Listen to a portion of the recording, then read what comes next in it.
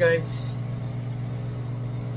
malamang mga bagong townhouse ngayon ay ganito na rin yung setup ng kanilang mga booster. Ngayon, kapag na-experience nyo na maingay kapag nagda-dryer kayo ng damit, malamang ito lang yun guys, oh, yung motor niya. Malamang madumi na siya, hindi masyado na filter ng dito. Hindi masyadong na filter nito yung mga link, kaya nandito na, madumi na, kaya siya umiingay. So yung motor nito maingay. So guys, ito yung dryer booster. Ang problema lang, paano to matanggal para malinisan.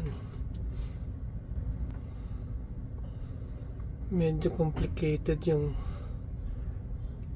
area niya.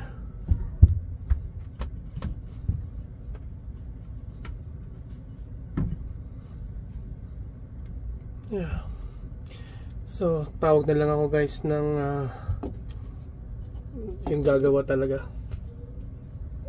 Kasi mahirap talaga. Yun. Ayun guys, tatawag na lang ako ng gagawa. Kasi hindi ko to kaya. Mahirap.